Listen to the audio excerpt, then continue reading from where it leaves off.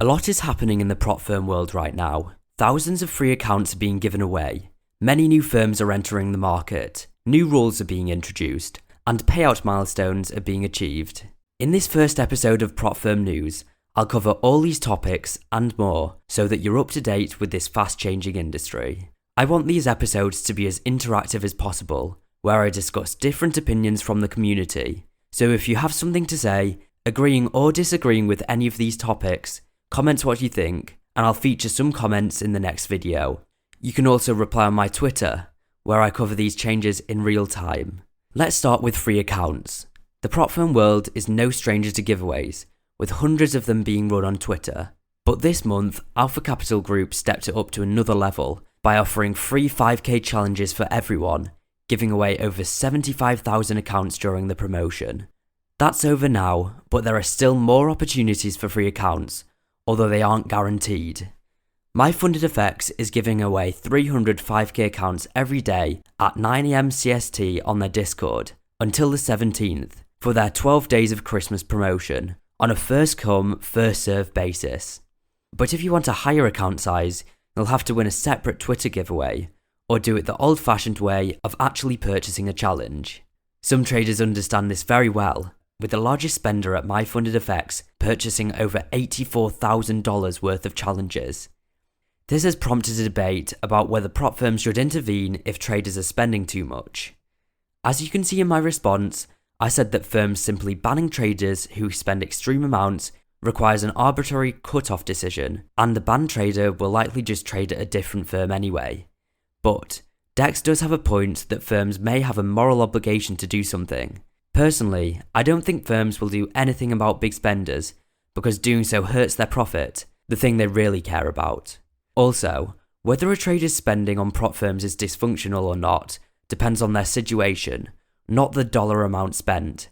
For example, if the trader who spent the record 84k was a multimillionaire, their spending may not be a problem at all. But for someone in a tough financial situation, spending $500 on a prop firm challenge may be a very bad financial decision. But prop firms will never intervene in a situation like this. Most likely, regulation will force safety features to be implemented, much like we see with online gambling. But unfortunately, even with restrictions, traders can still hop between firms to avoid this. There's no shortage of firms to switch between, as even more programs and firms are entering the market each week. Funded Engineer has introduced its new Superior Lite two-step plan, a cheaper version of Superior, with a lower 8% maximum and 4% balance-based daily drawdown, and a lower 8% Phase 1 profit target. As you can see, the current Funded Engineer discount can save you a lot on this new plan, so to get the best prices when purchasing any prop firm challenge, make sure to check out my prop firm discounts page, and use my prop firm cheat sheet to easily compare in depth between different firms and challenges. Trader Tristan, the owner of Funded Engineer, won't only be sending out huge payouts for that firm, he's also launching a new firm, Formed Funding, which will be built using its own technology, compared to the white label which Funded Engineer runs on. Benefits of this will be a TradingView web terminal that you can trade on, and possibly lower prices. Own technology prop firms cost a lot more money and time to set up, but allow much more flexibility and lower operating costs that can help with innovation. A notable example of this is Funding Pips, which offers some of the most competitive evaluations in the industry that are made possible by its own built tech. So it will be interesting to see what Trader Tristan brings with his own technology. But he's not the only prop firm owner that is launching a new firm. Sean Bainton, the CEO of Blue Guardian, has launched Aqua Funded. It's a fairly standard challenge with 8% and 4% profit targets, 8% maximum and 5% equity and balance-based daily drawdown, no time limits and 0 minimum trading days. The main selling point right now is the 40% off launch discount and 90% profit split. And they do offer a one-step challenge, but with trailing maximum drawdown, it's not really worth considering. Claiming an 100% refund is a benefit is a very weak selling point, as it's pretty much an industry standard. And the 2 million maximum funding is with scaling. The initial max allocation is 400k. And with the 40% launch discount expiring today, Aqua Funded may have a tough time competing with more established firms which have already built good reputations. Mattel, the owner of one such firm, My Funded FX, is also launching a new firm, Swift Funding, in collaboration with the Phantom Trading and Swift Journal team. Based in Hong Kong, there haven't been many details released yet, but I'll cover them as they are. All these firm owners creating new firms raises the question, should they be allowed to? People like Angelo, owner of the Funded Trader, have huge power through equity in many firms, giving potential monopoly powers. Personally, I think the threat of owners with multiple prop firms is exaggerated by some people, but an industry where there is a lower concentration of power incentivizes more innovation and a better product for traders. And while there is innovation coming to the prop firm space, there are lots of new restrictions and rules being introduced. The Funded Trader has introduced new anti-gambling and anti-account churning rules through its Dungeon update. Traders participating in these activities will receive warnings that lead to leverage restrictions, account purchase restrictions, and after the 5th offence, account termination. This update received significant backlash, but I would argue that it is a necessary evil for some prop firms to continue operating successfully.